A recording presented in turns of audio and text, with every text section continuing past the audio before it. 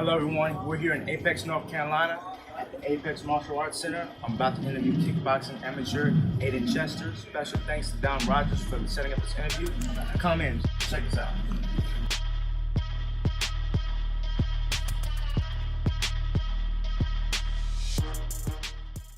So Aiden, you're fighting for the first time on a Triangle Kickboxing Promotion, which is an event that's happening. It's called Lightning 9, I believe? Lightning Strikes 9. Lightning Strikes 9. What is it like for you fighting in this major one coming up? It's a pretty big deal. It's my coach, Rodger, is the head promoter. My first time fighting under his name, so it'll be pretty exciting for me because I've been with him for 3-4 years now, so it's a big milestone for us. Yeah.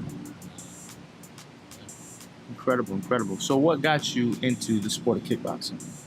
I started out with boxing, and the Mayweather-Pacquiao fight got me into it. Really? And I was boxing for about 1.5 years, and then I moved here to Ehphex, and I couldn't find a good boxing gym anywhere. And I found this place, and Rodger took me under his wing, and that was that. And I've been here for 3 years. Wow, man. So what was that experience like going from boxing to kickboxing?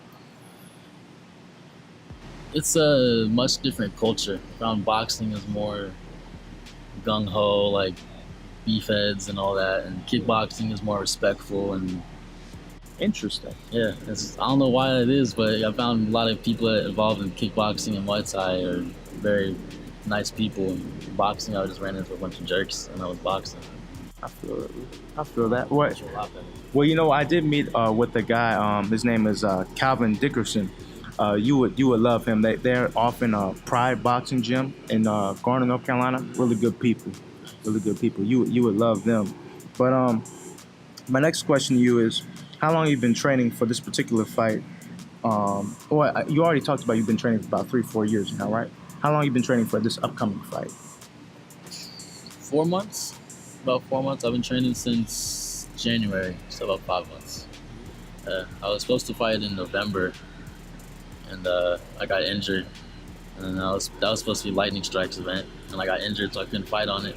Oh wow! And, I was supposed to fight in March as well, but the promoter was playing games, and he was trying to get me to fight in a weight class that was above what I signed up for, and I didn't like that at all. So yeah.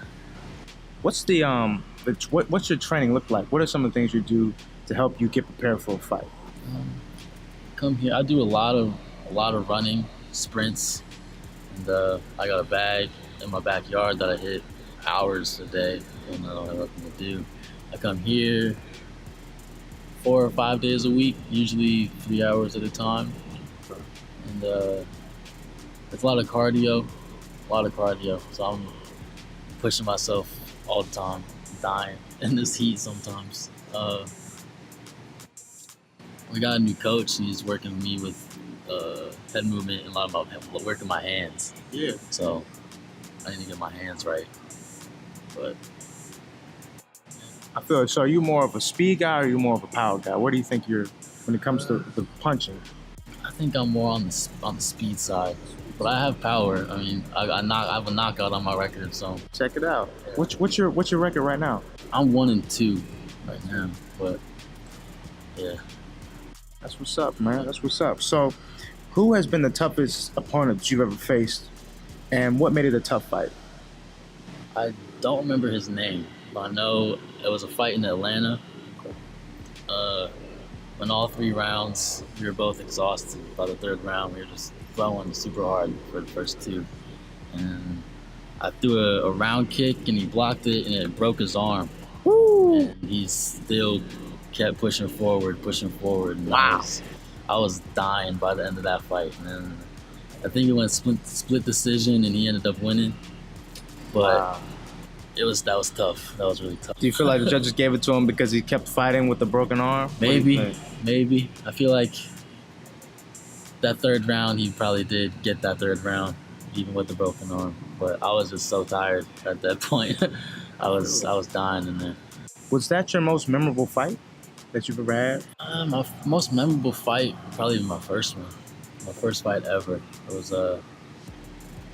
I trained for a year probably for that one. I didn't do any. I just did a bunch of points kickboxing matches leading up to that one, and I ended up hitting him with a hard right first punch of the fight, and he ended up circling into the corner, and I walked him down, threw a head kick, and he just dropped. And that was that. It took 20 seconds. That was my first fight ever. Do you have video coverage of any of those? Yeah, those fights? I do. Where can we find those? Look up Aiden Chester on YouTube, and you'll see a bunch of my fights up there. Not a bunch. There's 3 amateur fights and some points kickboxing matches up there. That's something to see. That's if you want to see somebody get kicked in the face, check out Aiden Chester. So, how far do you plan on taking your kickboxing career?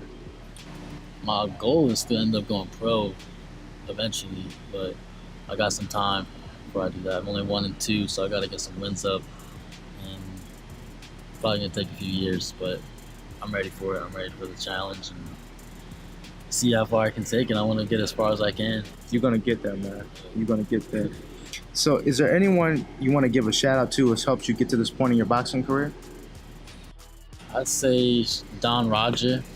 He took me under his wing from day one, and he showed me everything that I know about kickboxing today. And I credit him for a lot of everything that I know.